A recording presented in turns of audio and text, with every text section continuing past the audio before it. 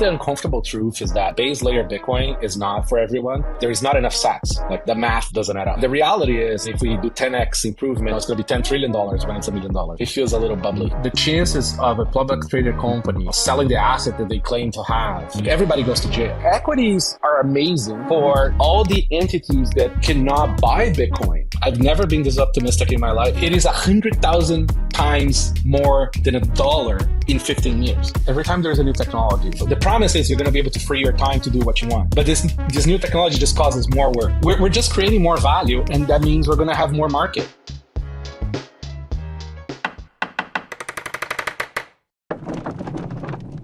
Which device would you want to be the placeholder for your video?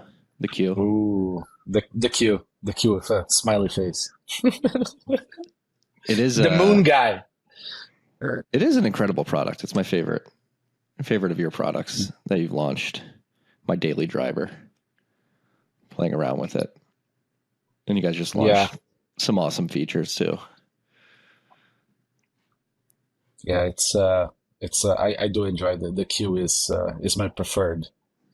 Yeah. It's nice to have the keyboard. Yeah, I'm a fan. Well, now with like Cove Wallet, we're live by the way. Now with like Cove Wallet, making it easy to have like a watch only version, or you can spend from it too if you have the Q. Yeah, I mean Cove is super cool. I mean, why don't we? It's like it's a FOSS project. It's based on BDK. Works with any hardware wallet that supports PSPT. Not just Cold Card and Top Signer. It's like, it's open standards. And it's super ultra noob friendly on iPhone, and I think Praveen is doing Android soon too. It was much needed. We need a free open source, vendor agnostic, good, easy to use phone wallet. Yeah, especially now. I mean, what are your thoughts on this trend, this cycle of treasury companies, ETFs, people that are coming into Bitcoin for the first time, and even some people that have been in it for a long time, either getting direct exposure, proxy exposure to Bitcoin via these paper products, these IOUs, or in some cases even selling a part of their Bitcoin stack to buy the ETF. So, are we losing sovereign Bitcoin in front of our eyes? So I think the uncomfortable truth is that like base layer Bitcoin is not for everyone. Like there is not enough sats. Like the math just doesn't add up. There's just, 2.1 quadrillion sats. But the reality is like, the world's wealth is owned by, a basis point of the population. And if we do 10x improvement in the world's wealth distribution, which I believe Bitcoin does, it's still 1%. So, and then when you divide the 2.1 quadrillion sats, and you make them be, owned by just 1% of the world's population, then you're still like, there's just not enough sats for everybody to have on chain.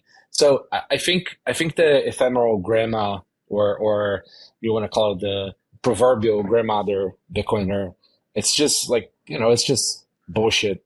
The reality is like Bitcoin on chain, cypherpunk Bitcoin is for very few. It's a niche. It's still a gigantic market, but it's still a niche. And the Walmart sort of part of the market, the 80% of the market, they're not going to use hardware wallets. They're going to just, have some shared sats, Lightning sats, Cashew sats on great apps that may be custodial or semi-custodial, or, they're going to have different trade-offs. So, I think it's very misguided for us to sort of like only drive self-custody product development based on grandma, right? It's when I've been doing this for over a decade, and whenever I onboard people, it's like less and less people have enough Bitcoin for me to advise buying my product. Like, it's just like, hey, amazing, you bought $1,000 worth of BTC. Like, here's a great phone wallet, you know, stamp your seed on Metal, but you don't even need a hardware wallet. Just put that somewhere else and move on with your life, right? If you're planning to put another, like a few more $1,000, then maybe look into a hardware wallet. But realistically speaking, that's not happening. And retail, like first touch retail when they come to, because they come to crypto, right? They don't come to Bitcoin, like the real true noob retail out there. They buy, they're going to buy some MicroStrategy. They're going to buy some ETF, whatever crap, like equity based, Bitcoin based equity on their, Carl Schwab account. That is the majority of the big part of the funnel. And unlike how it used to be where they came from Coinbase, they could just take self-custody. You can't take self-custody of your Carl Schwab MicroStrategy shares. So for now, there's some products coming for that. But, it's a different path. I think the people who are going to self-custody, they are much more committed cohort. And great business, but it's not the Walmart 80% cohort of the market. Well, that in mind, like focusing on the hardcore users who do want to self-custody, as it stands today with the proliferation of upgrades to your products, upgrades at the sort of wallet software level with things like Miniscript, what is the optimal setup in your mind for somebody looking to secure material amount of Bitcoin for the long term? I think it's like it's kind of like how I put in the bitcoinsecurity.org. It's a progressive thing. I think people first should download something like Cove, set up a seed on Cove, learn how to store that, play around, like spend a few $1,000 in Bitcoin trying to send and receive, just get comfortable, right? And then from there you go like, okay, now I'm comfortable with this concept. Maybe you set up a cold card with a passphrase, right? Or just even single sig if that's where you at. And then, as you stack more coin, and as you get more comfortable with the technology you're playing with, then maybe you go to multi-sig. Maybe you find collaborative multi-sig. Like there's a lot of products for that, like Nunchuck or Unchained or Casa or Keeper. And then there is Rob's Anchor Watch coming too with some self-custody stuff, right? It's there is a lot of options in the market, but I think nothing in this space can replace the responsibility of learning what the fuck you're doing. Because otherwise you're gonna get racked. It doesn't matter, right? Like you either outsource your agency to a trusted third party, right? That be Pubco thing, or you do it yourself and you understand what you're doing. Like I don't think it's prudent and honest to just tell people, oh, yeah, Bitcoin is it's like ultra easy and you don't have to learn anything. Just go here, buy this thing and go, right? Like, no, like you have to learn. And if you're not willing to learn, you're going to lose it. Yeah. And so do you think these proxy exposure products like the ETFs and these equities now are actually good for the 80%? It's like, no. no.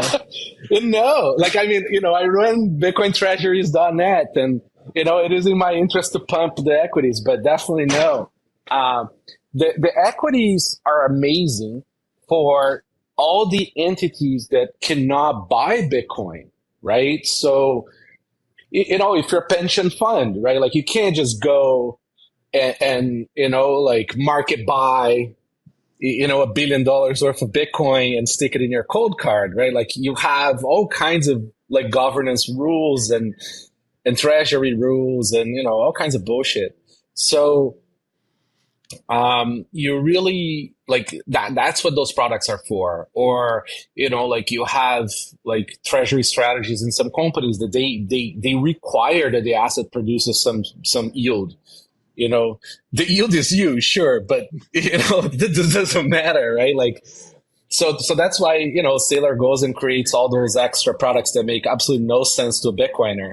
Like, people always like make fun, give him shit for it, but reality is, sorry, they decided to blow the leaves around the house today. At this moment, we're not picking it up, so you're good. Okay. So I'm just running around closing some windows and doors. So yeah, so like, Sailor is producing what the market is creating, what the market is sort of demanding, right? And I can't fault like, you being smart and creating those products. But those products are for a very specific buyer, right? They're not for the dude buying, $100 worth of Bitcoin. And I think right now the biggest issue is the folks that are coming in this last year or two. They're looking at Bitcoiners who made 1,000x on their investment, and they want their 1,000x too. so they're gonna like, because they don't understand Bitcoin, right?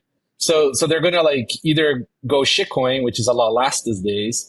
And what they do is they go equities, right? So they go like, okay, hey, like the Sailor thing, it might do 100x Bitcoin, right?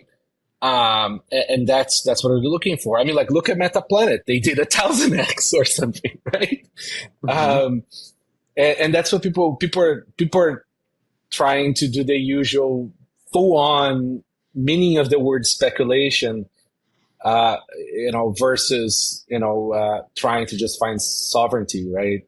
I mean, I talk a lot to like family offices and people who have serious money, but they're not like, they're trying to not lose their money, right? The family already made all their money. It's just like, I just don't want to lose it. So in the next 100 years. So, entities like that, they do understand the value of like, stuffing gold in a vault in Switzerland, right? And so they are like buying serious amounts of Bitcoin, putting in cold cards in collaborative multi-sig or multi-sig between multiple signers of the family or whatever, and then stuffing those in vaults. So there is that part of the market. It's a very broad market. Like there's a lot of different people trying to achieve different things. And, I think just shitting on people trying to do different things on Twitter is kind of counterproductive. What do you mean? Like coming at the treasury strategies? Because I'll admit, like looking at the treasury strategies, a lot of people that I respect and I like and I'm friends with are getting into that game, and just the pattern recognition of having been in this market for 12 years now is the alarm bells are beginning to go off. You're like, this sounds too good to be true off the bat. And I just worry. Name names, Marty. Name names. I'm just kidding. I'm just pulling Odell. It seems too good to be true for me. And who knows? Maybe I think Pierre has done a good job to help me sort of check my priors, and there is some speculative attack, fiat arbitrage perspective in nature to all of this that I could see working in the long run if governments and this is absolutely valuable. I mean, like, so for example, I had, like any person who started their life before Bitcoin existed, right? Like I had a trading account with like equities in it and all kinds of crap in it.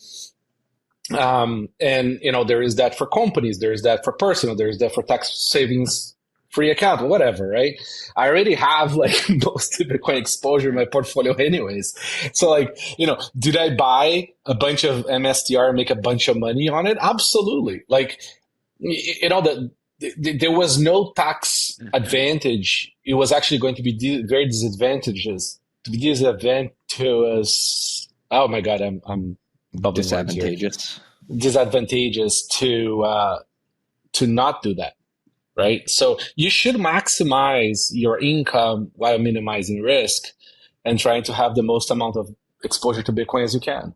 Like, it's a balance. Yeah. Yeah, I mean, it makes sense. And I'm not trying to knock any of the treasury strategies. I just worry. It's becoming the copycats are what I worry about. I mean, it does feel bubbly, right? Like it feels a little bubbly. But that's the nature of these things. It's yeah, and it's especially interesting that this is going on right now, because I think the last week has proven that the value prop for Bitcoin, like especially if you're holding a good amount of it, has never been stronger, and you should secure it properly. Like what happened yesterday in Iran with that bank getting cyber attacked, and they literally just erased all the account records of anybody using that bank. So those people woke up and literally don't have their money. The money gone, right? Yeah. Yeah. I mean, exactly. Like I think we, it's just gotta be smart about it. You gotta, it doesn't. So see, this is the thing. Even people who are like, full ape equities, they still like to have some gold bars, right, in the bank. Like, it's very rare that you have somebody that doesn't have a bit of money, that doesn't have some physical gold in a vault and some physical cash, right? So like, you could dematerialize those things, to use the fiat people words, and make those into Bitcoin, and now you have access to like liquid asset that is available to you in any part of the planet in case you need it, even if you rather be on equities. Bitcoin is the best thing that you have in order to be operational in any world event. Because, realistically speaking, aside from the doomers, World War III is always about to happen, but it doesn't. The thing is, like, you could have, like, even in like developed countries, like you could have a year or two of like being very liquid, right, on whatever you have. So having the BTC might be the difference between you having like a very comfortable existence during the year or two or not. So, buy Bitcoin, put in a cold card, and move on with your life. Sup, freaks? This rip of TFTC was brought to you by our good friends at Bitkey. Bitkey makes Bitcoin easy to use and hard to lose. It is a hardware wallet that natively embeds into a 2 or 3 multi-sig. You have one key on the hardware wallet, one key on your mobile device, and Block stores a key in the cloud for you. This is an incredible hardware device for your friends and family, or maybe yourself, who have Bitcoin on exchanges and have for a long time, but haven't taken the step to self-custody because they're worried about the complications of setting up a private public key pair, securing that seed phrase, setting up a PIN, setting up a passphrase. Again, Bitkey makes it easy to use, hard to lose. It's the easiest 0 to 1 step, your first step to self-custody. If you have friends and family on the exchanges who haven't moved it off, tell them to pick up a Bitkey. Go to bitkey.world, use the key TFTC20 at checkout for 20% off your order. That's bitkey.world, code TFTC20. Sup, freaks? Guess what? We launched a browser extension. It's called Opportunity Cost, and it helps you see the true cost of everything in Bitcoin, convert prices to Bitcoin as you browse the web. Opportunity Cost automatically displays fiat prices in Bitcoin or sats, helping you think in a Bitcoin standard. It works on Amazon, Zillow, X, your bank account, QuickBooks. You can convert everything to Bitcoin. It's really cool. It's also 100% open source, MIT license. We don't collect any data. All of the conversions happen in your browser on your local device.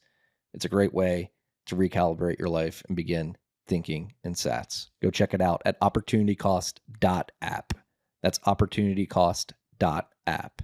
Despite everything going on with World War III fears, which I agree with you, I don't think they're going to materialize. Nothing ever happens. I'm extremely optimistic. And I know you've been playing around with this and we've talked about it on the side, but I could see like a massive productivity jump. I mean, we're already seeing it with AI, but like I think the time to build stuff has never been more exciting. Like been talking about it on the show. I vibe coded a little app, got somebody to finish it. We launched it. It's working. It's cool. We've got over 2,000 users already. It's like, oh, like I was able to do that in an afternoon and then pass it off to a developer who spent probably like less than 10 hours on it, and boom, app created. And when you think of how fast the AI stuff is progressing, specifically, I'm just incredibly optimistic about just people building cool things over the next few years. Yeah, it is remarkable what you can achieve now, right? With very little sort of like knowledge or input.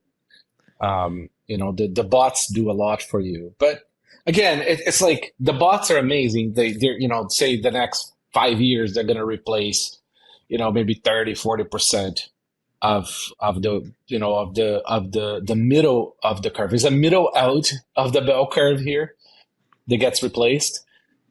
At least that's my framework for it. It's like you have the people who are just sort of like Excel jockeys and the middle management, all the people who are in the middle of the curve. Because the people who are on the right of the curve, wait, is the right? Yeah, the right of the curve is the high IQ, right? So the right of the curve, those things are very hard to replace. It's very hard to do the last 10% of the knowledge of the specialty or whatever you're doing, right?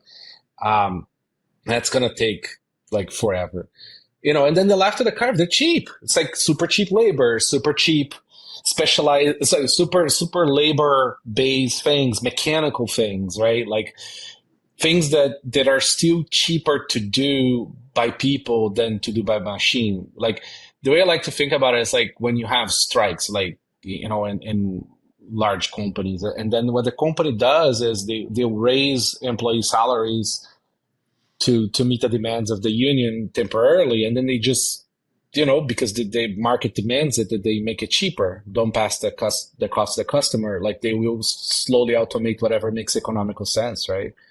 Like look at McDonald's, there is one person serving 100 people. Yeah. It's just screens now. So do you think it's going to be, obviously it's going to be massively disruptive, but do you think it makes economies better off? Absolutely. Everything gets better. Like this whole thing is like extremely amazing for humanity, right? Why wouldn't it get better? Like, just look at, isn't it better to be able to like ask ChatGPT what's this weird sort of lesion on your kid's leg instead of having to wait for a doctor consultation, right? Like if you're a parent, right? Like, I mean, it doesn't mean you still don't use the doctor, but like, you ask the AI, like, you already maybe didn't make a mistake and rubbing the wrong cream and like giving your kid like, like a worst outcome. It's and that sort of like, projects over like everything. Like lawyers, like, I used to just like think of things, go to the lawyers and ask them stuff, right? Like immediately, lots of emails with little questions that costed me a lot of money. And now I just sort of like ask ChatGPT a bunch of shit. And then like when I'm ready, I just go and ask the lawyers, like, like to sort of validate or like show me where it's wrong. And I don't hide it. It's like, look, this is what ChatGPT says. Is it right? No, I've done this with employment contracts, and I have a lawyer who gets it. So that's exactly what I did. I hired somebody in the last 6 months and created an employment contract on ChatGPT, and then handed it to the lawyer. He made a couple of red lines and changed some words, but it took like a half an hour to be like, yeah, this is good. You can send it. It is amazing. Like, I mean, the amount of like just contract review, it is insane, right? It's a brave new world. It's like hard to not be excited about it. How do you think AI progresses in terms of like the monoliths, like OpenAI, Google, Meta, Anthropic, sort of controlling everything versus open source models and self-hosted models winning? It's a mix, right? Like we're so early, it's impossible to know what's the winning strategy. Like, like look, like Netscape still it's not around anymore, right? So that was the first usable browser. Internet Explorer only exists in corporate. Chrome sort of took over. Google used to be the hottest thing on earth. Like they can barely sell ads now because people are not on Google anymore. They ask ChatGPT. So Bing now is one of the biggest suppliers of search API, right? So a lot of this AI chat companies are using Bing as the backend for search. It's going to be very disruptive, impossible to tell what's winning, what's not winning, and what's going to look like even in a year from now. Do you recommend vibe coding for Bitcoin apps? Absolutely not. Like, it's amazing, like you want to make a cool little website that displays something interesting, right? That sort of give you, like more informational kind of functionality, then yeah, sure. I mean, have fun with it. But like, really, like, it's the same. It's very similar, like to ask if you trust ChatGPT to do open heart surgery on you already using a robot dog. We're not there yet. We'll get there. We'll absolutely get there. We're just not there yet. Yeah. I mean, that was a meme a few weeks ago, or probably like a month ago at this point with the Opporunity battle. There are many people out there saying somebody has to vibe code a new Bitcoin implementation so that we can transition away from core. Yeah, that's retarded. Yeah. I completely agree. Well, I mean, on that subject, like obviously a lot of contention in the Bitcoin development world over the last few months, whether it's Opporunity, obviously James O'Byrne, and I believe you were a signatory on the letter for OpCTV, and Check Sig from Stack. What are your views on the state of Bitcoin protocol development and the conversation around it and the social aspects around it? I'm gonna avoid getting in trouble by minimizing my opinions on this, but no, we need to hear them all. Get in trouble.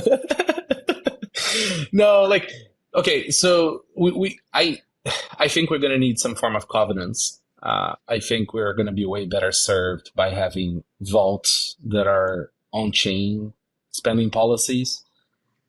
Just very grug brain thinking and sort of like just thinking of 1,000 years from now, families still chipping away from the pile. It's like like right now we have to depend on hardware, right? So like the cold card has, say, for example, spending policies, right, with the cosign feature. But you're still sort of like limited to the limits of the hardware itself, right? So is it extremely secure? Yes. But is it as secure as being enforced by Bitcoin itself? No. Right? So say, for example, we get covenants in. I would be able to create, like, I can create the keys on the cold card, right? Because that's what you want. And then I can have the script policy of the vault, something that is enforced by Bitcoin itself. So, that specific vault doesn't allow you to spend more than, say like, 1,000,000 sats a day, right? So if you find yourself in a conundrum, like there is nothing that can be done. That's the policy, right? Maybe you do have a nuclear code seed somewhere else that is buried under a mountain that allows you to withdraw from the vault, like the whole amount. And you could also make it so that the withdrawal is to another vault.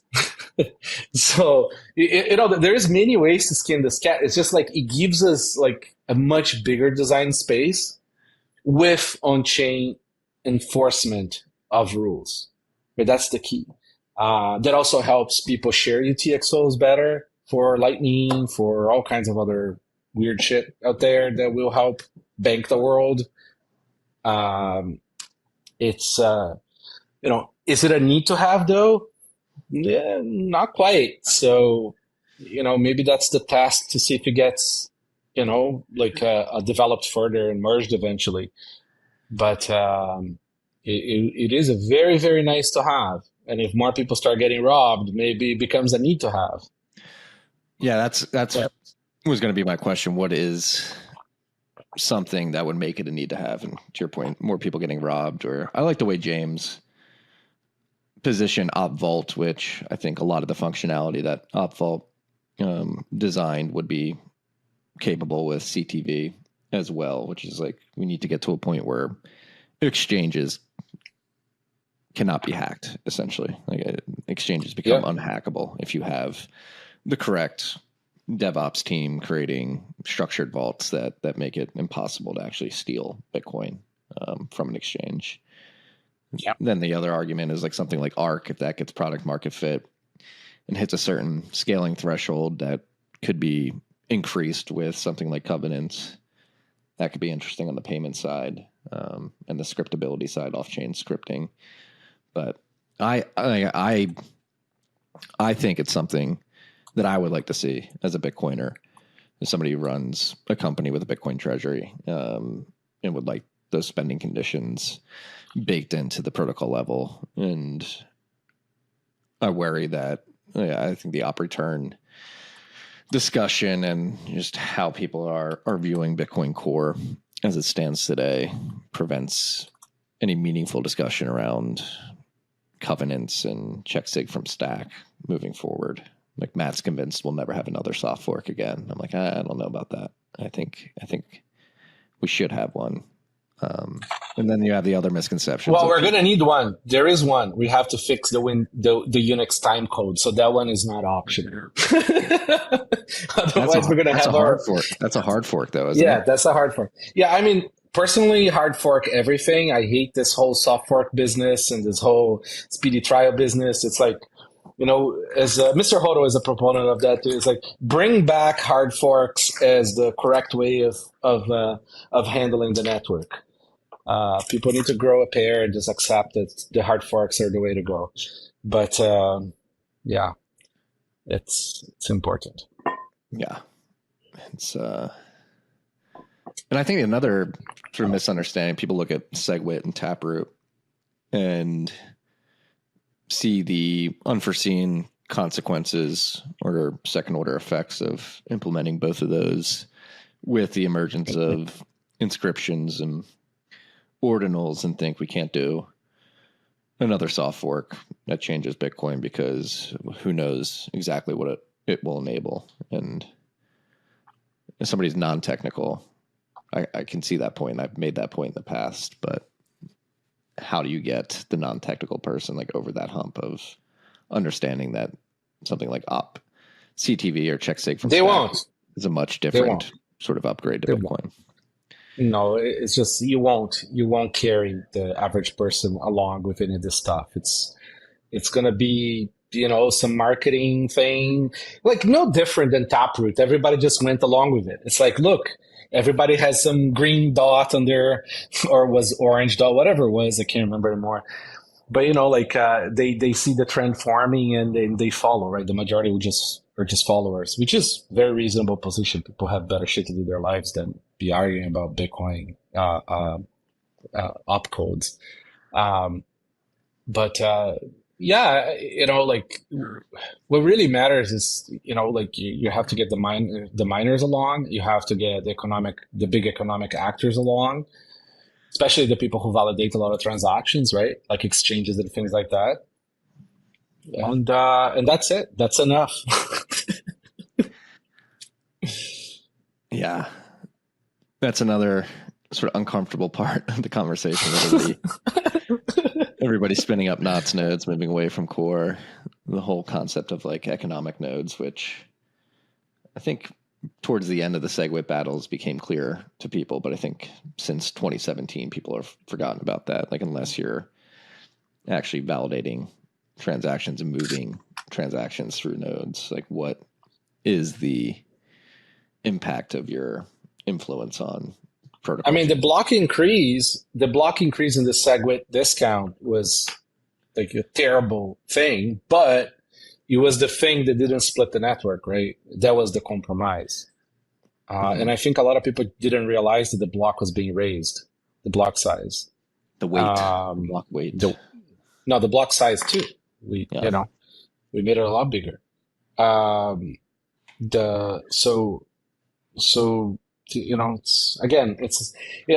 a network grows, the more watered down and the more sort of like compromise things you have to do, right? Because you have more people to please. So that's maybe that's why it doesn't change anymore, except for the time code, the Unix issue. Except for that, like maybe it doesn't change anymore, and then you're gonna see a lot more of this sort of like the contentions going to these marginal things, like like the limit of the op return, all the soft things that don't require consensus, right? And these things happen on GitHub, which has thermal moderation tools, and I think it was extremely mismanaged how it was handled, and it just caused more grief. And who knows? Maybe we get more core versions out there that just have different sets of defaults. I don't know, man. It's I think it sucks, but like I think people are really sort of wasting too much of their energy on this stuff. I agree there. Do you think there's any credence to the thought that decisions one way or the other, particularly around op return, are existential to the protocol in the long run? So you can look at this in different ways. And so people already can do all those things, right? Like, I mean, that needs to be said. Like, good luck. Mara will take your money and mine whatever garbage you want to stick on chain. They'll figure out a way to stick it in and they'll do it. So it's already been true that people do non-standard transactions and get them mined, right? So there is that. And then, all the JPEGers and all that shit, like, I mean, that stuff always gets economically priced out. So I'm not too concerned about that. The op return is a better place to put it versus on, say, Bear to B2SH or something like that, because you can prune out. However, like, I highly like recommend people just try to run a Bitcoin node, okay, with index on. So that means truly a full node, right? Not pruned, on a laptop. Like that's almost a terabyte worth of data, right? Like that's a huge fucking problem. You cannot get a MacBook Air from Apple with more than 2 terabytes. Like you just can't. So, but then you go into the conversation of like, hey, how many people really need to run a node for their self-validation because they're not really fucking like holding real Bitcoin anyways. Like this conversation is very sort of broad. There's a lot of different people out there. But we should really be having this core working on things that the market needs versus what the engineers want. That's my personal opinion. And what do you think the market needs right now? We need to be able to index transactions properly on core, like we do with Electrum server, instead of wasting time on op return discussions. Like I shouldn't need an Electrum server to do like appropriately performant block search for transactions as a business, right? You should be on core. Core should have like better ways for you to time broadcast of transactions. There's a bunch of stuff. Like I mean, like the wallet on core is practically like just like experimental for the engineers to keep on working on core, but like nobody uses core as the actual GUI wallet. Like it's absolutely unusable. And there's a lot of stuff like that, but there is a lot of progress too. I mean, there's a lot of good people doing good work. It's a massive piece of software. Satoshi left practically a dump worth of code. The code quality was like atrocious. So there's a lot to fix and clean. There was like unfinished like poker inside original Satoshi client. Like, there was like a lot of weird shit in there. It's a lot of work to make it work. And it's voluntary work. It's, thankless work. There's a lot of money now for core development, which is a good thing and bad thing. But it's just no good answers, right? Like no perfect answers. Just a massive project that holds a lot of money for a lot of different people who have different needs. Yeah, have you read Arbdout's book that he just released, Something More Profound? I haven't yet, no. It's really interesting. Highly recommend it. Big fan of Arbdout. Yeah, go find Something More Profound, Arbdout, ARBEDOUT, on Twitter. You'll find him. I'm sure you can find a link to the book, but he basically goes through the history of the protocol development of the internet and the different protocols that make up the internet. And it's really interesting, some of the parallels that exist between the build out of the internet stack and the Bitcoin stack. I'm only about halfway through now. But I think if you're trying to approach a better understanding of Bitcoin protocol development and layered development, this is a great read. Yeah, it's hard, man. Like doing decentralized, and the internet's not even decentralized anymore, right? And email, you can't even run email anymore yourself. The tendency towards centralization is just natural for any network, right? Because it's a lot more efficient. So Bitcoin working the way it does, it's already remarkable as it is. Is Bitcoin's next parabolic move already starting? Two of the strongest historical indicators, global M2 liquidity and the copper to gold ratio, are flashing green again. Unchained and TechDev break it all down in the new report, Bitcoin's next parabolic move. Could liquidity lead the way? If you care about the macro forces shaping Bitcoin's trajectory, now's the time to pay attention. Visit unchained.com/TFTC to read the full report. That's unchained.com/TFTC. What's your focus at Coinkite right now? What are you excited about in the coming months? We are trying to create more features for the people who actually use Bitcoin. It's like the key teleport stuff, the cosign, the spending policies features. We're doing like a lot of work in that environment because that's what people really need, right? And people love to talk about some random shit that people need, like buy from an app and put it straight into the wallet and things like that. But then when people actually have Bitcoin in their hardware wallets, like how can we help them protect themselves and be digital nomads, or so much is not really thought through in a lot of the interactions with the hardware. So we're sort of like putting a lot of effort into that. Well, let's dissect key teleport, because I think it's one of the coolest features any hardware wallet has ever released. So essentially, like the goal was, let's say you have a counterparty or somebody trying to help and they're not near you, right? You need to help them set up a cold card with a seed, or you have a work private key. It doesn't have to be a seed; it could be a private key as well, or SSH key or something. You need to send it to them across, the ocean, where the other country where they are in, and you can't trust the computer with secrets anymore, like at all. You can barely have SSH keys on them. You shouldn't. You can't trust your phone with secrets either, right? Those two devices are essentially assumed owned. And how do you send them a secret, right? Like if the stack is compromised, the clients are compromised, like how do you do it, right? So starting with the premise that the cold card is not compromised, right? you have your device, and it's not compromised because your money's still there.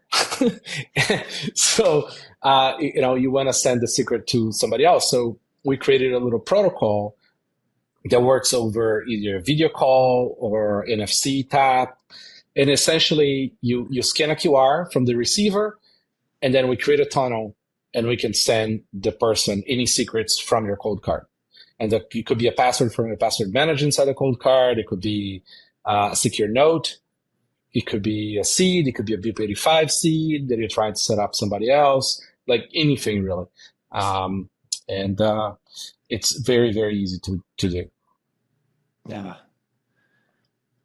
No, just the thought of being able to hop on a video call with somebody on an insecure device and know that you can make this transport, this teleport via the hardware wallet is extremely cypherpunk and extremely cool. The other cool feature that I really like is the dummy pin to completely wipe the wallet if you're ever in a pinch. Yeah, that's and it's so funny to me that it took so long for like this market to see it. I mean, I think we're still the only company that does it, but it's like in the vault, like physical, like safe boxes, right? Safes industry and bank branch sort of safe door business. There's always been this idea of duress, right? And so like, how do you de-risk it, right? Well, first, you do like time of the day that you can open it, right? Like we can't do that because we don't have a clock on the cold card. But this idea that's like, okay, you can't open the bank vault at night. Like it doesn't matter if you have the PIN, right?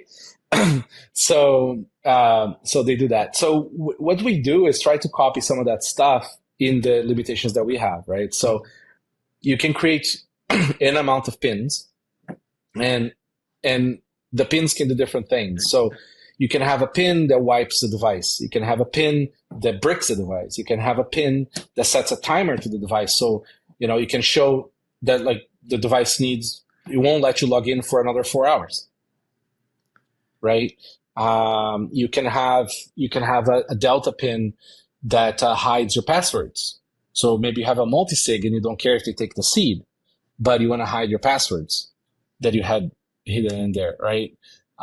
We try to create like a very large design space for the trick pins so that it's not obvious what's going on with that specific target. Yeah. I mean, this is massive. Right. Like a use case, like going through a security at an airport, have your cold card on you. You're trying to get out of a country, or you're just simply moving between cities here in the United States or anywhere else, and TSA pulls you aside, like, what is this? You can just open it, put in a dummy pin. Yes. Completely wipe the device, and as long as you have your backups, you're fine. Exactly.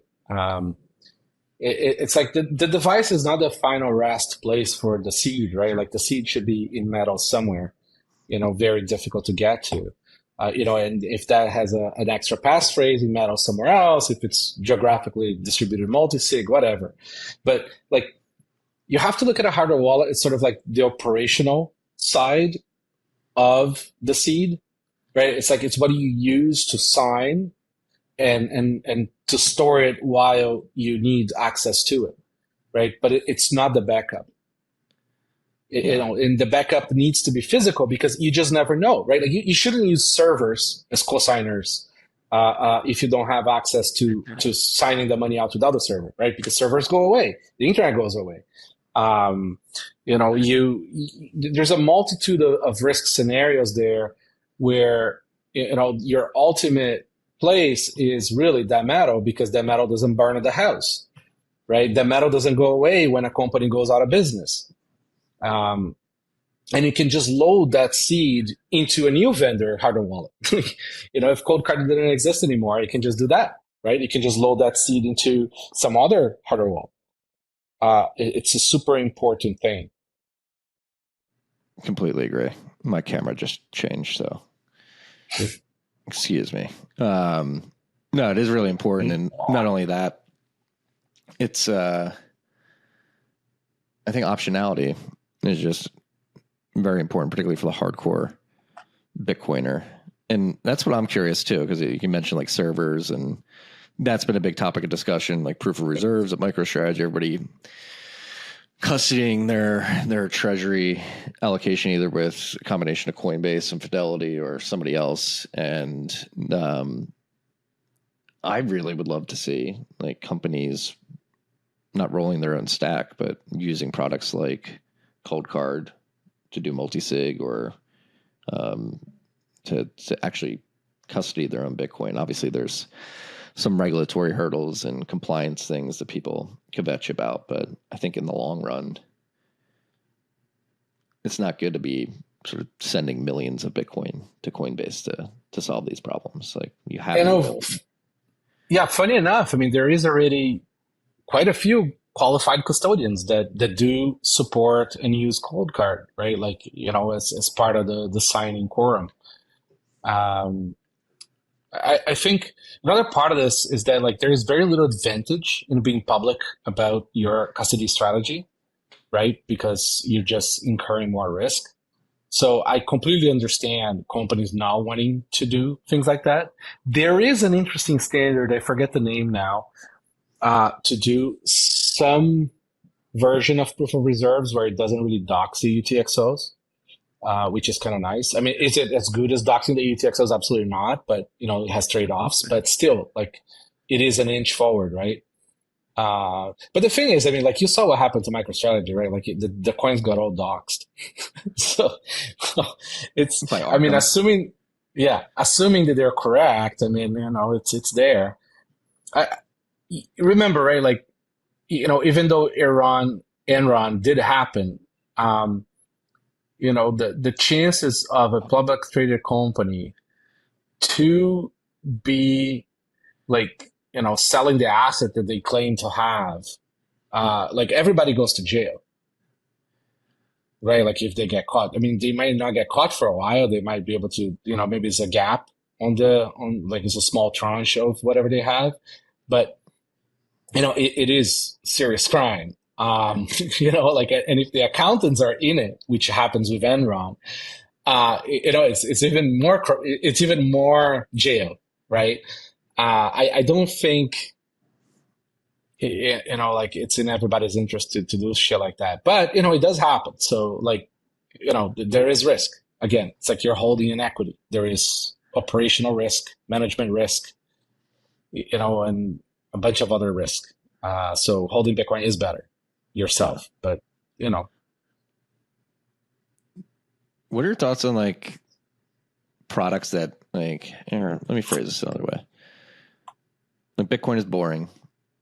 I think we already talked about like covenants and check sig from stack and other potential hard forks or soft forks that we would want. But is there a possibility in your mind that like we don't need that much more from a product standpoint outside of maybe better payments, wallets, and things like that? Like, the point I'm trying to make is like, are we there yet?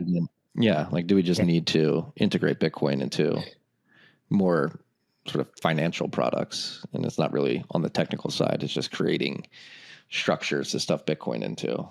And that's, you know, it's funny, right? Like, aside from Twitter, where, you know, everybody has something new to sell and they're claiming that solves all the problems, like we you know, we're obsessed with our customers, and like the thing that we do is, you know, we often go in DMs and ask, so like we're working on the firmware or we're working on new hardware or whatever, like what else can we change on a Cold Card, right? Like how can we make your life better, right? Like, and people normally just answer like, nah, it's pretty fine. I mean, like, you know, I wish it was prettier, or I wish it was this, or like, you know, like basic stuff. But like, I think that we are at a pretty good place when it comes to like hardware wallet self-custody. Like, you know, people love to shit on seeds so they can sell their new shiny new thing, but like it fucking works, right? I mean, like you put that metal somewhere where you normally put your gold, and you know, for most people, that's going to be incredibly life-changing good. And then, you know, with like Lightning was shit, like, and it's a lot better now. And it's improving a lot, and it's starting to become like actually fully usable. I mean, like I've been to countries where everybody takes certain kinds of payments that you can just do via Lightning, and then you can just use it everywhere. So it's working, right? And now we have like payment terminals accepting Lightning without the merchant even caring. So it's a time thing. Like Bitcoin is just so good that like it's so boring that like we don't need much more. We just need to be patient and like let fiat go out the door. Where, I mean, having been in this for quite a while now, are you pleasantly surprised with where Bitcoin is? Are you disappointed? Is it just exactly where you thought it would be at this point in time? I've never been this optimistic in my life. I mean, like it's insane. Like for people that maybe haven't been around, like Moon, the meme going to the moon with Bitcoin price was $1,000. Okay, like the idea that Bitcoin was even going to cross $1,000 without everybody going to jail was like absurd. Like it was completely absurd that we were going to even cross $1,000. Okay, except for a few insane people, good on them for thinking that Bitcoin was going to get over $1,000 for sure. It's like it's insane, and we're $100,000 per coin. Like it is 100,000 times more than $1 in 15 years. Like it is mind-boggling insane, right? So everything is working according to plan. The network works. The number is going up, like, and the more people that are clever come in, they're going to create bubbles and they're going to crash the price, and that's normal, and that's how it happens, right? I mean, when you look at Weimar, versus gold, the Weimar mark versus gold, it was extremely volatile. It's not like just like this beautiful straight line up, right? Like it's going to be very choppy. But things are going, man. Like it's insane that you can transfer $1 billion without permission in any country on earth. Like, like in just 15 years, like it's insane. Yeah, I completely agree. And there's like all the people out there complaining about price suppression. It's like we literally just hit a new all-time high 2 weeks ago or last month, whenever that was. It's like, and people, and to your point earlier, people want the 1,000x and they expect it to go up to $1 million very quickly. But that's another thing people really don't understand. Like at a $2 trillion market cap, like it's you need a ton of money to come into the market to. Yeah, I mean the price comes from the margins, right? Like and you're going to need a lot of people playing on that margin, like on the buy side, to shore up that $1 trillion. It's going to be $10 trillion when it's $1 million, right? So, it's like the retail is practically irrelevant now on the Bitcoin price. It's we're getting there, right?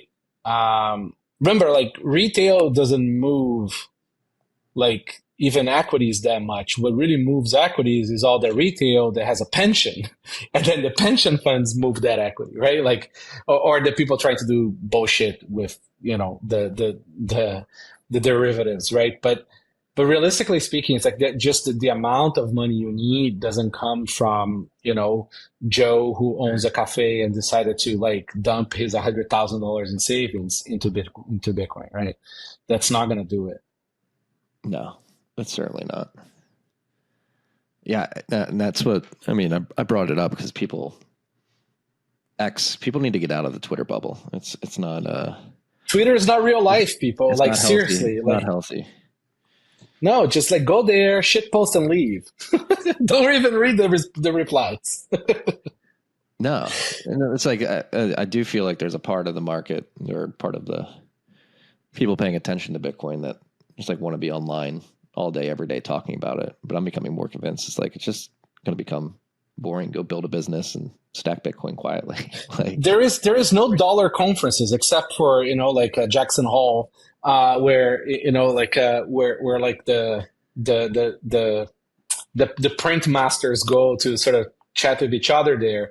Like like nobody goes to like, USD conferences or go to, like there's no dollar community. It's just like a pipe. It's a system for you to then go do other things. It's like, like there is only so much market for Bitcoin products, and it's going to be actually smaller amount of products with just bigger market share. Like that's how it works in any industry. And go build something actually useful. I don't know, go make a robot dog that has lasers on it, right? So that it can do home security, and hold your Bitcoin, hold your money in Bitcoin. Like that's a much more productive thing to do. Go make money doing productive things, and then like care about the price in terms of like, you're not going to affect it. You're not going to trade it. You're not going to pump it. Right. So go be productive. Yeah. I mean, on the topic of robot dogs with lasers, it does seem like we're moving into the sovereign individual cypherpunk future. I mean, you look at what happened in Russia a few weeks ago with that drone attack. It does feel like the cypherpunk future is quickly approaching the age of the sovereign individual. Think about it this way: like, have you ever lived in a place that's a bit more remote with a little bit less sort of like niceties, amenities, and less sort of like availability of product? Mm-hmm. Like, you can be living in the middle of nowhere in a jungle, right? In a country that has no Amazon, has like no, like barely like any sort of like resources to what you're accustomed downtown Austin, right? Like, which is like same day Amazon for some shit, But the thing is, though, like with Starlink, and like there's like decent like solar panels now for you to be off grid. You can be in this place and exist already in the future, right? So like it's like if you're in Africa, like in some very poor places, it's like living 1,000 years ago, right? But you can now live. You can cross the time and space. You can go live in that place. Okay, with Starlink, with your computer. So like you can have a 2050 life, right? In 1950, right? And like we've already crossed space time in that sense, right? And so like, if you're in some of those remote places, there's always a way to get stuff. Like, if you can just wait a week or two, like you can get like, organic Italian flour delivered from Whole Foods Miami into the jungle in Central America, like in 2 weeks for like $20.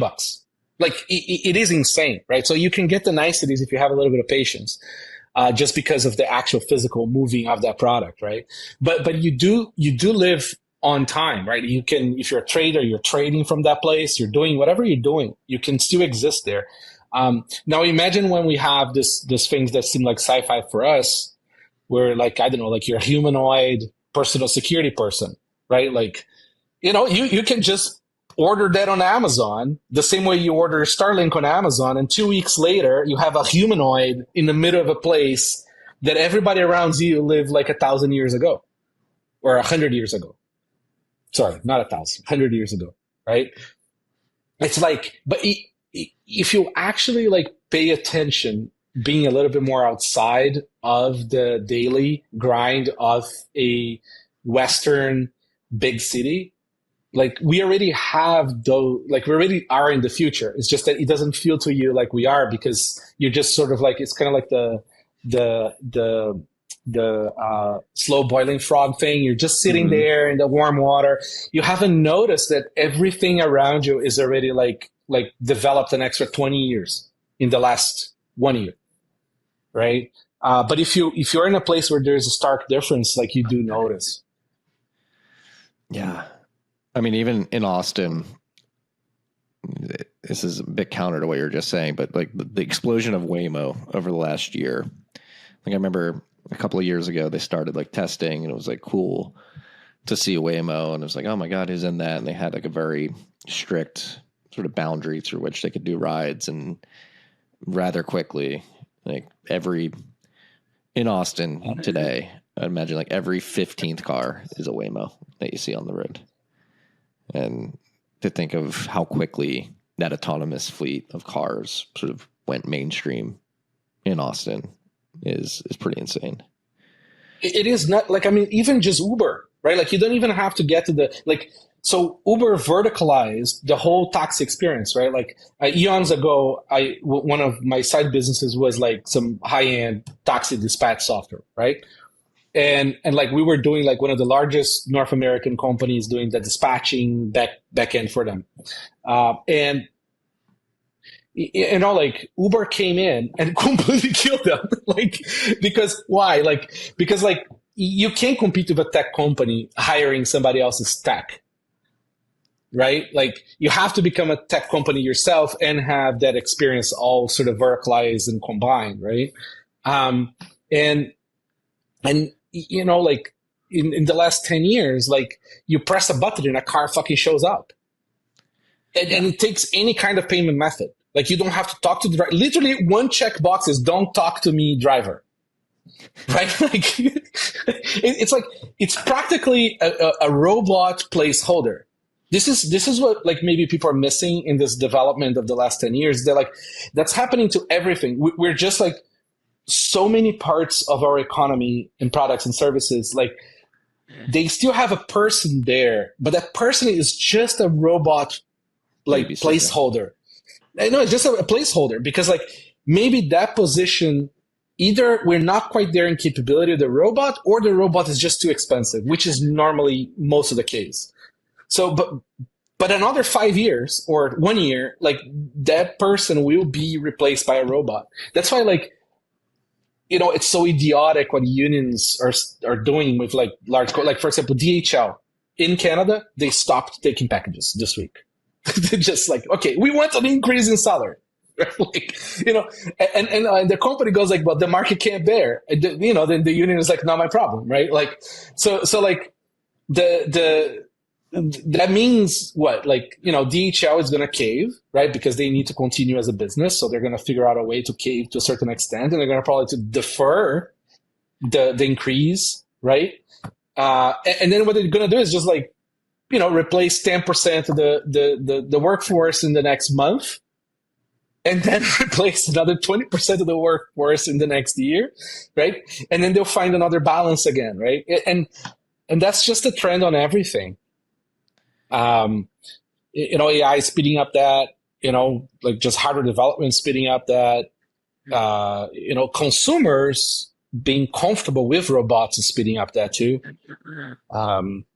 You know, Japan was there in the 80s, man. They were doing weird shit with robots. It's just the consumers who are not ready.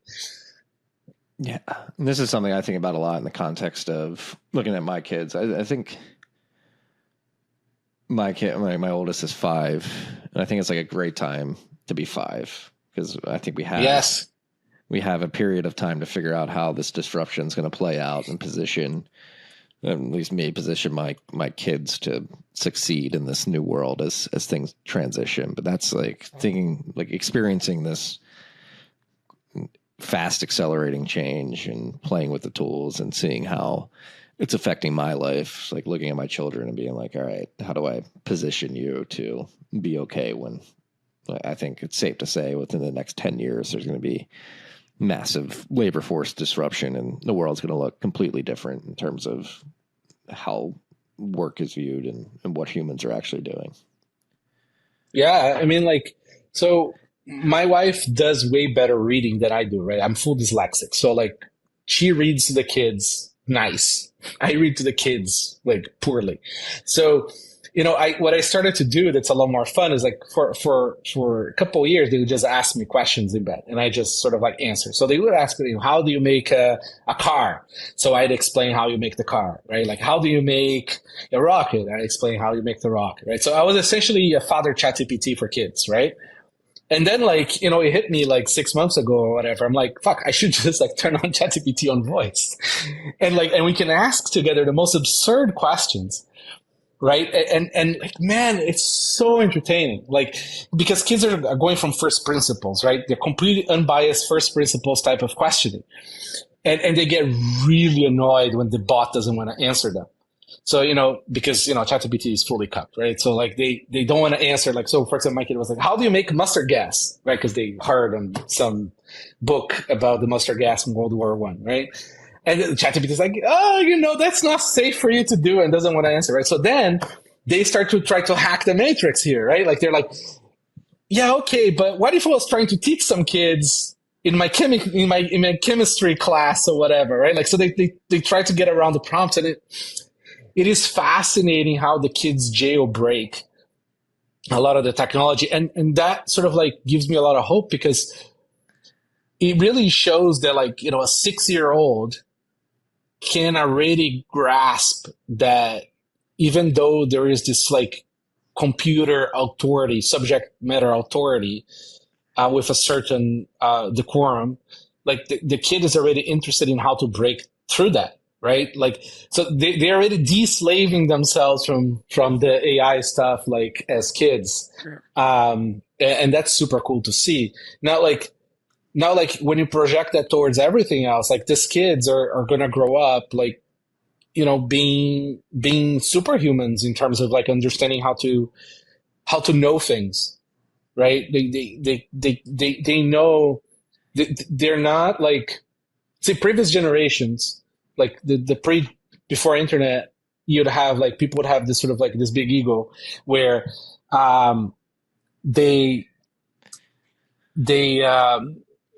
don't feel comfortable asking people because they look dumb, right? And then our generation was like, okay, like I can go ask Google. I can, like, we developed this idea where just asking, it's no longer shameful, right?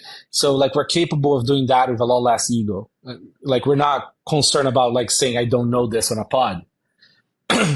And this new generation is even crazier, right? Like they expect to be dumb about a topic, and like just like further inquiry into that, and like that's gonna be the new university, right? Like they're not gonna go to school. I can't see how, aside from social needs, like what they're gonna get out of school in 10 years from now. No, especially when you consider the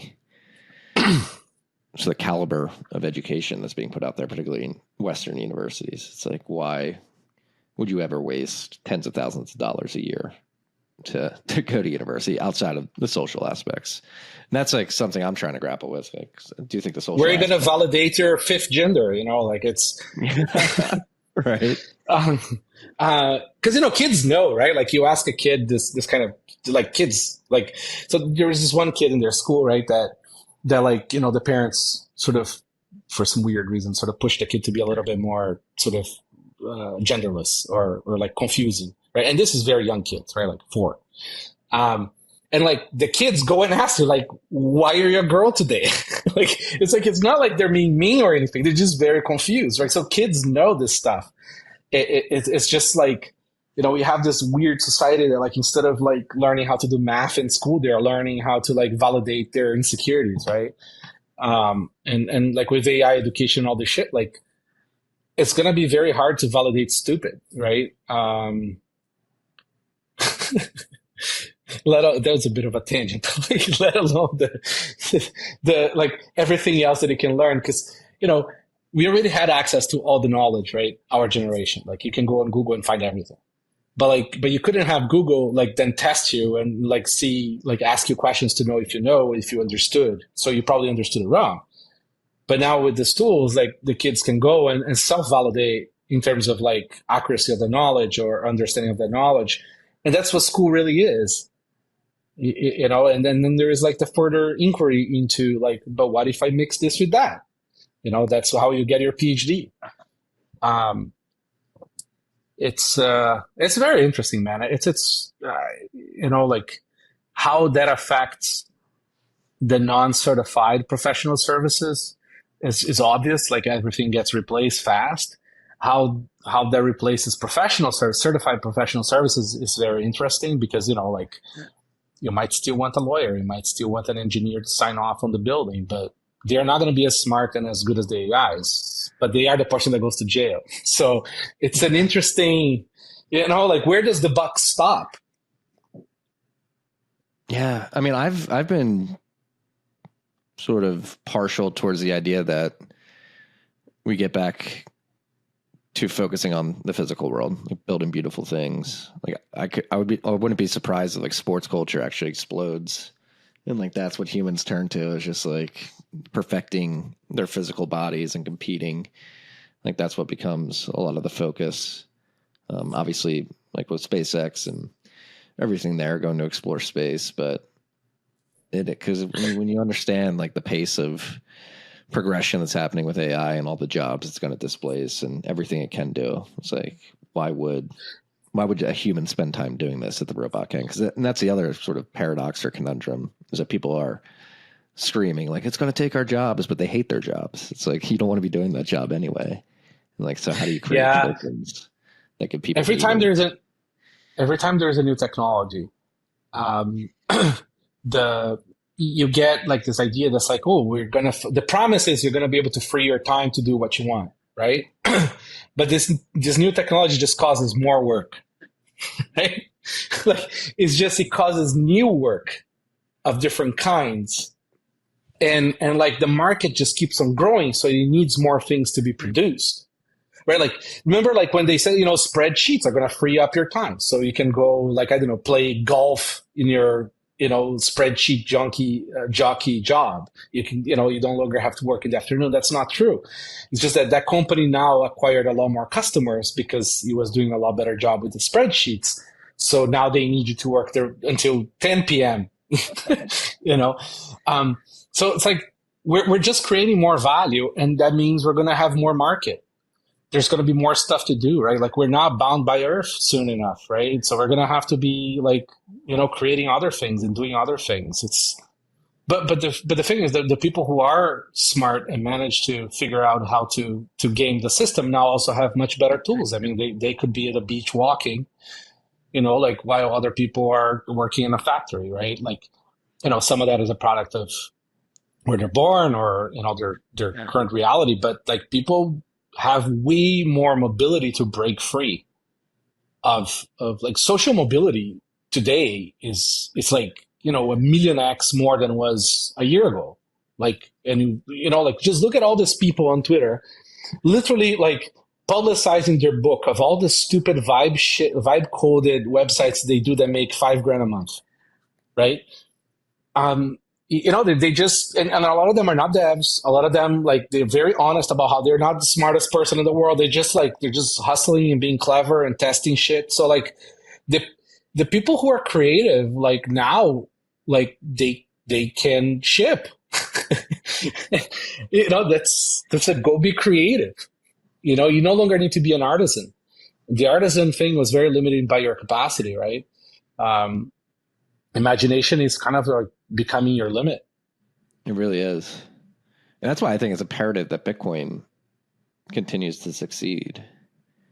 Because that's a lot of the doomerism on Twitter, which is understandable, is economic. Like a bunch of people in the front seats of their car complaining about the inability to survive because prices are rising too high. Like I think we need to pair this productivity explosion with hard money in the form of Bitcoin, so people can shake off the doomerism.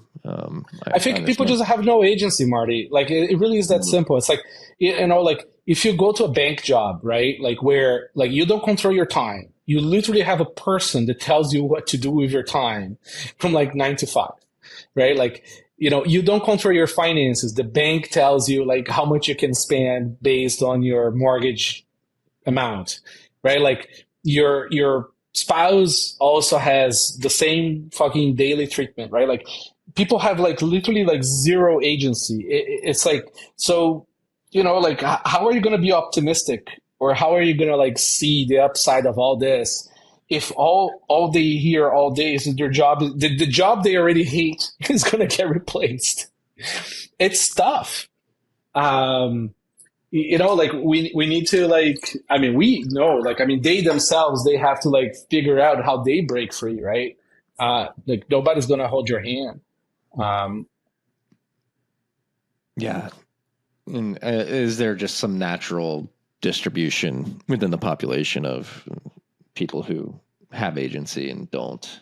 or like could like I think about this a lot. Again, going back to the children, like I want my kids to have agency and really go out there and do something with their lives by themselves and not be beholden to the time trap of jobs that they don't control and a life that they don't control ultimately.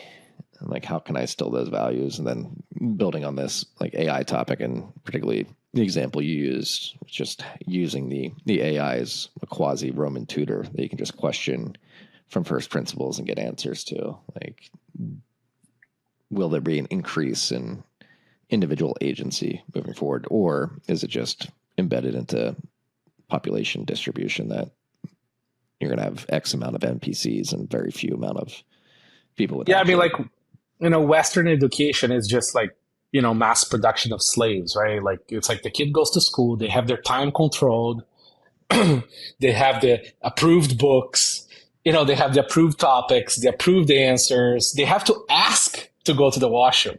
Like, how dehumanizing is that? Like, may I go pee? Like, seriously, like you're really instilling a slave mentality, right? It doesn't mean you have to be impolite and just sort of say like, like flip your table and go pee. Like, you can just sort of like, walk. Like, you find a period of silence in the class and just walk, right? Like, so like just like having kids not be bound by this sort of like de-agent kind of environment, I think is huge, right? You produce more like, responsible, loving children by just like letting them be bored. Like they can go poke some dead animals instead of like, having to do a bunch of like homework that doesn't really advance them.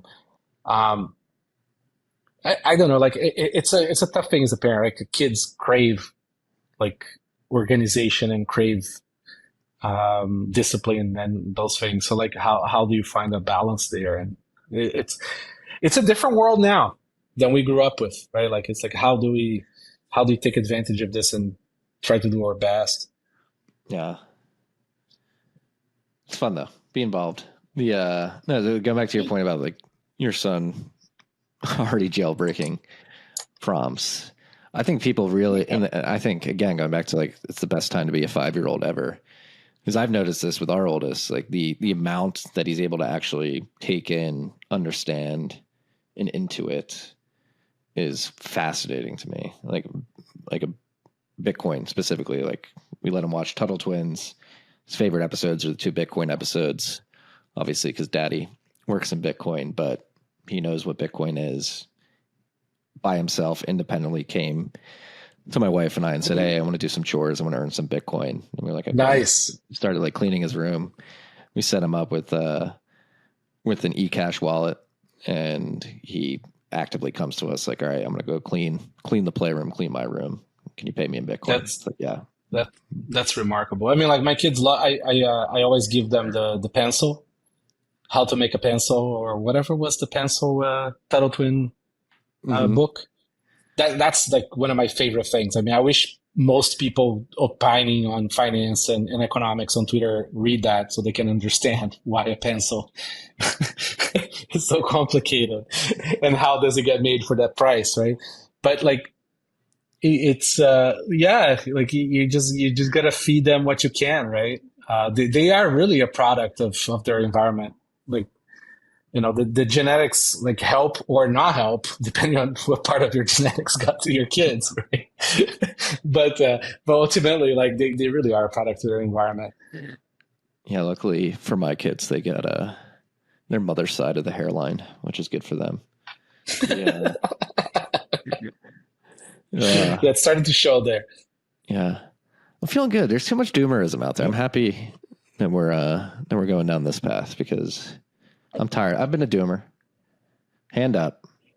I've been on there spreading doom before, but it's becoming harder and harder to be a doomer. Obviously, Bitcoin over 100K makes me personally feel good. And looks like things are going in the right direction. But once you're able to tune out the mainstream media, and I do think these technologies, whether it's Bitcoin or AI, and certainly these 2 technologies combined will disrupt sort of the old guard political structures that exist. We're seeing it happen in real time. Yeah, it's like, it's a outrage society, sort of consumer society. Like doomerism is just like, it's like lazy. It's the laziest kind of thinking. It's the laziest kind of consumption. It's just like, it's where like the brains go to die. It's the same with protests. It's like where the brains go to die. Like if you truly care about something, like go build. Like there is no limitation to what you can make. You can just make things. It's that mean. And just build it. Like and maybe you can even monetize it, and and have a better life. Like it's not that complicated. Like just sitting and crying about the state of the world is like it's super gay. It's super gay, and there's no excuse for it. And that's a GHEY before the outrage comes in. No, GAY, gay. Yeah. Do you think Bitcoin is going to be disrupted to Silicon Valley? I'm thinking about. Since we launched Opportunity Cost, I'm just asking because it seems like they still haven't caught on. There's this whole fascination with stable coins. They're leaning into it. Coinbase is. JP Morgan's launching a stable coin on Base. It seems like a lot of that Silicon Valley sort of archetype and crew is missing out on Bitcoin specifically. Marty, people are poor. Like people don't have money. People don't have savings. Seriously. The proposition of buying an asset that takes a dive, every 2 years and then pumps a bit more. Like people cannot wrap their heads around savings, right? Because they don't have money to save. And that's why, the whole, hardware wallets for grandmas is kind of retarded. Like, it's like people just don't have money. So, having to survive volatility is very difficult when you're living at minus 20% of burn, right? Like, that's most people. Like, they're literally, living at minus 10, minus 20% of their burn.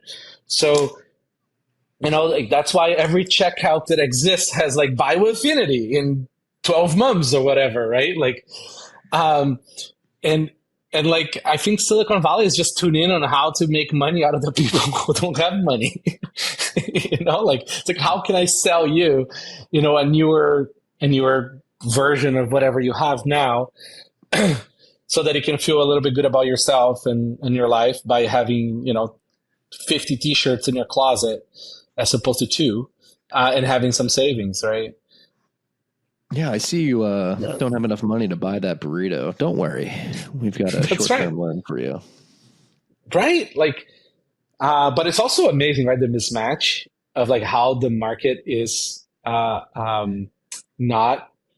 perfect. Just the arbitrage on that. The fact that there is the arbitrage on a burrito on Uber Eats that you can buy on credit, is insane.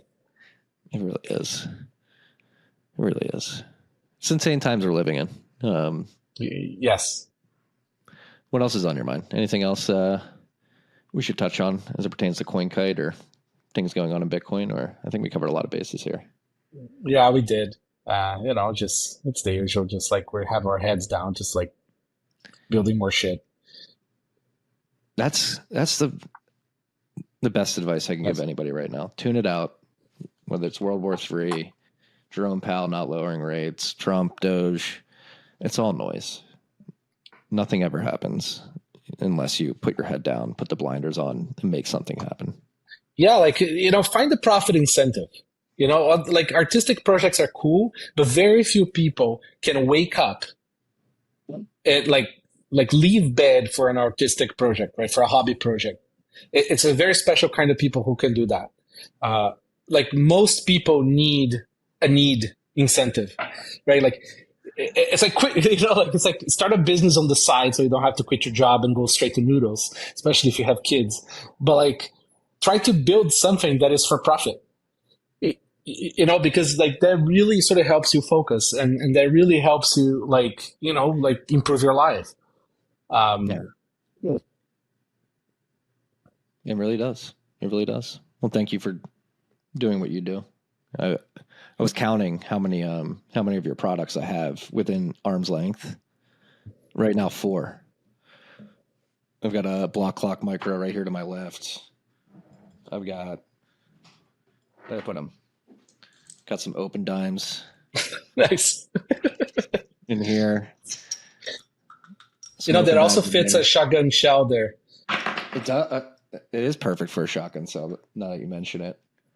I've got a tap signer in here in a queue. Nice. Right in my bag down here. So I appreciate you being a customer. Oh, big fan. You make incredible products. So thank you. Thank you. If you freaks have not tried the Q, go try the Q. It's an incredible hardware device, and it's just incredibly cypherpunk. And get on it, freaks. My favorite device out there, NVK. I'm bummed I couldn't see your face, but we're gonna create like an AI caricature of you that will. Oh, I'd love that. You can make it funny. I don't care. We'll make it funny. That's great. Cartoon NVK. We'll be talking in the lakes of Canada. Maybe that's the thing. Is Canada dead? Is it screwed? Yeah, man. It's like I think Canada has reached terminal velocity for like escape velocity for brains and capital. Like because they completely trample the Laffer curve, right? So it's like more taxes than you get in terms of perceived services or perceived quality of life in general. Like Canada was always very good at that. Like it was high tax, but it was still like competitive with America. But the quality of life was 10x America. The quality of life went to shit. Canada became essentially India. Like the taxes are too high. You can't, it's very difficult to come back from this. Canadians that remain are less capitalized, or they take advantage of the state subsidies or whatever shenanigans. It's, you see it on everything. It's, the healthcare is shit. The quality of life is shit. It's it's now more dangerous than, a lot of places. It's late stage sort of empire vibes there, even though Canada is not an empire. I don't know how they come back from this. Is Alberta going to secede successfully? Oh, dude, that would be amazing. I'd move every single left cent that I have left in that part of the world into Alberta. Hopefully Alberta it will be the best. I mean, Canada is just too big. Like we need smaller countries with more autonomy, right? Canada was supposed to be way more federalist than America is, in its construction. But it got captured, right? So, Canada is like Quebec should have gone. It would have been the best for them and for Canada. The same with Alberta. It needs to break up. It would be a lot better for everybody. Can you imagine being the third largest reserve of oil on the planet? Yeah. And being like the 20th producer or something? Like it's just sad. Not utilizing it at all. It's disgusting. Well, I mean, the problem is it's very difficult to be a big producer of energy resources because America doesn't like it, right? So do you know who makes most of the money out of the railways that carry oil in Canada? Soros. The same guy who funds Greenpeace Canada. It's everything in Canada is designed so that Canada does not produce more energy because, America did the math and it's not good to have it, right? It's a big part of the problem because, what Canada's going to end up selling oil to China, right? And nobody wants oil to go to China. So it's tricky. What they should really do is just take over, 51st state, be great. Canadians get Second Amendment, get some state rights. You can just move your corpse to Texas and Wyoming, tax free. It would be great. It'd be great for everybody. America's going to get so much natural resources we don't even know what to do with it. You get a third sea, the North Sea.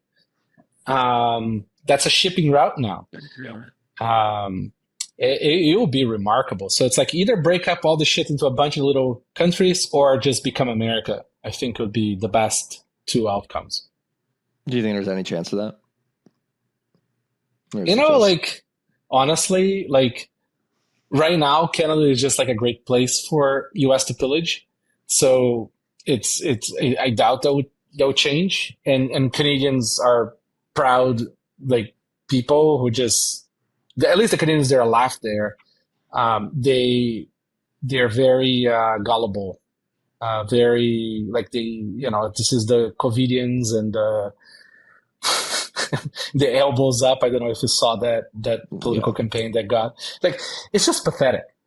It's actually pathetic.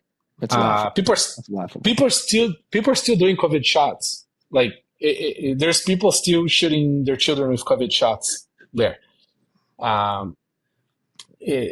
Because that's the opposite of America. It's criminal. Yeah, it totally is. It's child abuse. If Trump had lost, Canada would have gone way more right. It's just that Canada had to be the opposite of America. That's why they went left. That's often how it goes. That was the whole elbows up campaign, right? It was like, yeah.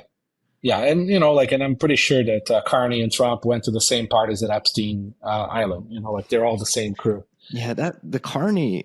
The fact that people don't make a bigger fuss about him, considering all the shit he's been involved in over the years, whether it's in the UK, Canada, HSBC, like, go watch all the plenaries, man. It's insane. It's insane. Yeah. The guy literally ruined England by being the central, the president of the central bank there.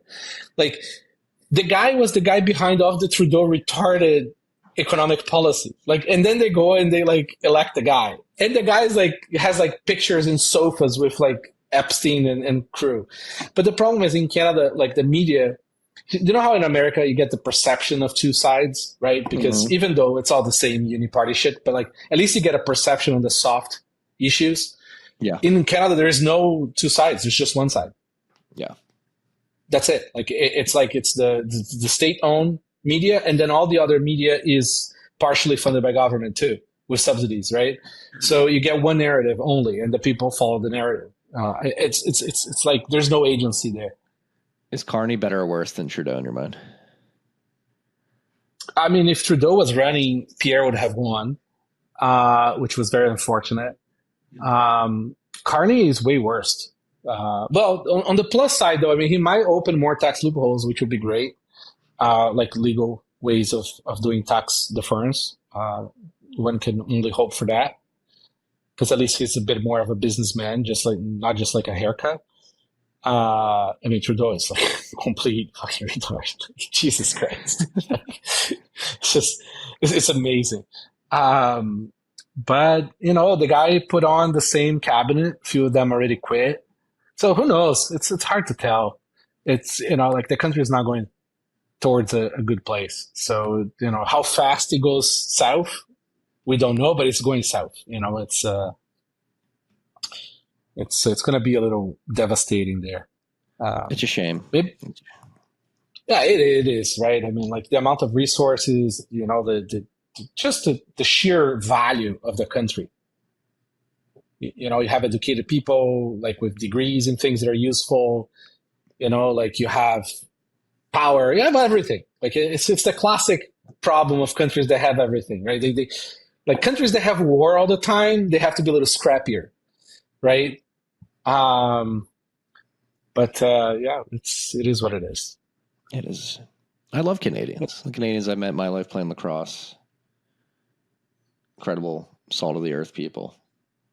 Most of them, I believe, most of the Canadians I've met, become friends with, probably align with the Albertan view of where Canada should go. But salt of the earth. That's the minority, Marty. That is the minority. That's unfortunate. And especially a minority that's still in the country. Yeah. All right. Maybe it just needs to collapse. We can come pick up the scraps. Yeah, exactly. Just accelerate, right? That's what the boys say. Yeah. What I mean, like if Trump is listening to this episode, which he probably is, Donald? What I would suggest is a very easy plan to fully terminate Canada peacefully. Very easy. So you offer Canadians, okay, a 1-to-1 wealth transfer to America. So like they already make 30% of the dollar spread, right? And cut them like let them like not pay taxes, right? On their first whatever 20 years of capital gains or something, right? That's it. Every single business in Canada would move to America, like 100%. Every doctor would move, every engineer would move. Like it's over. Oh, so you're saying like trying to drain talent, like Yeah, and then you just go and you take over, like peacefully, right? Just say, okay, now you're America. all right, Donald, I like this. Clip There you it. go. We're gonna make sure we clip this and we tag the president, let him know this is how we get Canada. Yeah, it's very simple, and it's cheap because it's only like what, like Canada has what, like 20 million adults that are working adults. I don't Like know. that's They imported like 2 million last year alone, so that number keeps going up. yeah, but those people, yeah, I mean, yeah. That's the crazy, like the immigration charts. I got to double check, make sure they were right. It's insanity. No, they had, I think it was 800,000 people just this year or something. Like in a country that's 30 million. It was, so when I arrived in Canada in the early 2000s, Canada was 33 million people. Canada is now like 40 something. And like Canadians don't make babies. Yeah. It's actually like all downtown big cities is essentially like protests of people who are marginalized in other countries. Like that's it. It's like the Palestinians screaming, the Indians screaming, the Khalistanis screaming. Like that's it. Like that's all that it is downtown now. Like there is like no Canadians left. It's just people who have problems abroad. Yeah. It's not great. Not great. I mean, we come off too nationalistic, but yeah, you're seeing it happen in America too. Like the front runner for mayor right now, I believe, in New York City. He's the guy like pushing rent control. Oh, he's like Jagmeet Singh. He's like the guy who runs for the Labour Party in Canada. Same concept. And these things do take hold, man, because they tap into like a lot of people who come like as an immigrant. I was an immigrant, like poor, right? Like no English, no money, right? Like you want a better life, right? And that's what people are seeking, right? And most immigrants are harder workers than the people who are native. Like that's very common. The problem is like when you have numbers that don't economically function, right? Because it's just too many people for the services. Because these countries have full on communism, right? Like I mean, it's like communist healthcare, all this shit. So like you can't make it work. So then the people who are coming have shitty lives and can't progress, and they're hardworking, which you want them to win, right? And it just creates this very perverse incentives, and then you lose rule of law and you lose rule of order, and it's just absolute shit. But again, it's a big world out there. Young people are moving with their wealth. They take their Bitcoin and they go, right? It's very optimistic. It's pessimistic for people who are trapped, but for everybody else, it's a great new world to be in. You just go where the capital is treated better. It's happening everywhere. Develop agency freaks so you can travel to where you're being treated better. NVK, it's always a pleasure, sir. I think we've waited I think the last one we did was like a year ago, maybe a little bit longer than that. We can't wait another year. Might have been to catch up. I mean, if we're going to talk about AI, it's going to have to be every 2 weeks. Yeah. I'm just kidding. But yes, things are moving fast. Thanks for having me, sir. Always a pleasure. No, we should do like a deep dive on AI at some point, because it's something I'm fascinated in, is like how we implement it in our business, how people are implementing it in their businesses, not necessarily like user facing end product, but like on the back end of a business, like making your processes more efficient and becoming extremely productive on the back end. That's something I am knee deep in right now in terms of studying and trying to wrap my head around. Well, get the AI to teach you. I should start asking. All right, I'm gonna go do that. Take care. Peace. Thanks for and love, having me. Freaks, thank you for listening to the show. I hope you liked it. If you did like it, please make sure you subscribe, rate, review the show. It helps us out a lot. And also, if you like these conversations, I've come to realize that many people listen to the podcast. They don't know we have another sort of layer of this media company. We have the newsletter, the Bitcoin Brief. Go to tftc.io. Make sure you subscribe there. A lot of the topics that are discussed on this podcast, I write about 5 days a week in the newsletter. We also have the TFTC Elite tier. If you sign up for that, become a member. We have a private Discord server for the elite freaks out there where we're dropping ad-free versions of this show and having discussions about everything we talk about a day early. Logan wanted me to make sure if you want to get the show a day early, become a TFTC Elite member. You will get that.